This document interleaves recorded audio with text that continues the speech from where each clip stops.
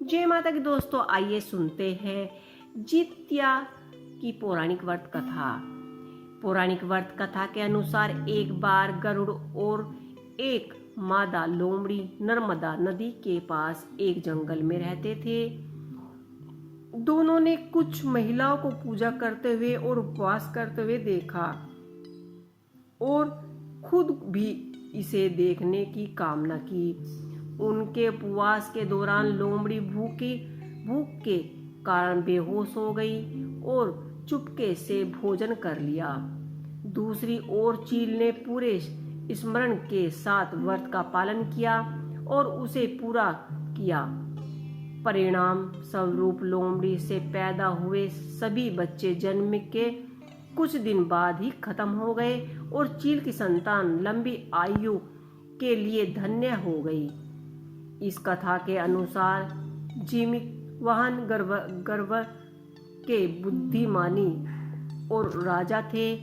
जिमीतवाहन शासक बनने से संतुष्ट नहीं थे और परिणाम स्वरूप उन्होंने अपने भाई को अपने राज्य की सभा की जिम्मेदारी दे दी और अपने पिता की सेवा करने के लिए जंगल में चले गए। एक दिन जंगल में भटकते हुए उन्हें एक बुढ़िया विलाप करते हुए मिली। उन्होंने बुढ़िया से रोने का कारण पूछा। इस पर उसने उसे बताया कि वह सर्प नाग वंश के परिवार से है और उसका एक ही बेटा है। एक शपथ के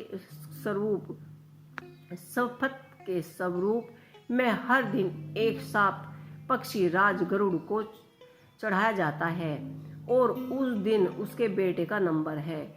उसकी समस्त समस्या सुनने के बाद जिमीतवाहन ने उन्हें आश्वासन दिया कि वह उनके बेटे को जीवित वापस लेकर आएगा। तब वह खुद गरुड़ का चारा बनने के लिए विचार कर चट्टान पर लेट जाता है। तब गरुड़ आता है और अपनी उंगलियों से लाल कपड़े से ढके हुए जिमीतवाहन को पकड़कर चट्टान पर चढ़ जाता है।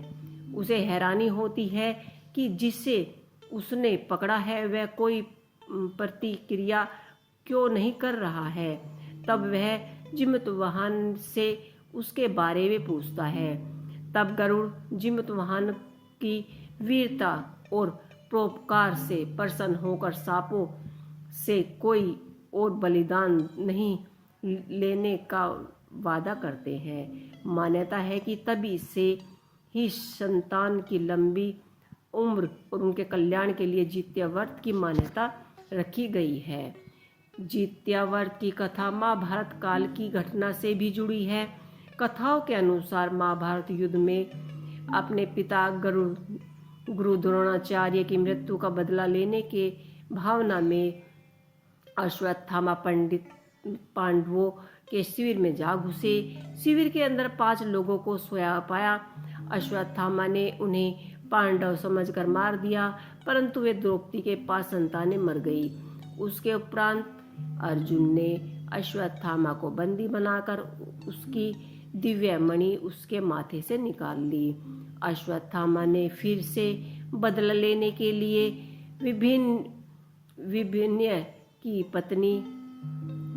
अभिमन्यु की पत्नी की उत्तरा के गर्भ से पल रहे बच्चे को मारने का प्रयास किया।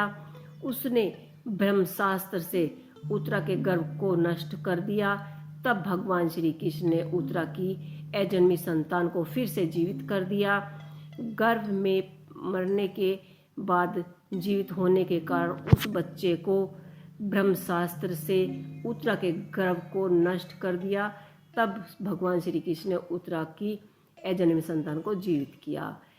गर्भ में मरने के बाद जीवित होने के कारण उस बच्चे को जीवित्य पुत्रिका के नाम से भी जाना जाता है। तब उस समय से ही संतान की लंबी आयु के लिए जित्या का व्रत रखा जाता है और सभी माताएं अपने पुत्र की लंबी आयु के लिए यह व्रत रखती है। आपको यह जित्या व्रत की पौराणिक कथा कैसी लगी मुझे कमेंट बॉक्स में लिख के अवश्य ही बताइएगा। इसी के साथ कथा यही समाप्त करते हैं और जित्या की पूजा विधि सरल पूजा और पूजा सामग्री मेरे चैनल पर पहले से ही मैंने डाली हुई हैं। अगर आप देखना चाहते हैं तो ये सारी वीडियो आप मेरे चैनल पर देख सकते हैं। जय माता की।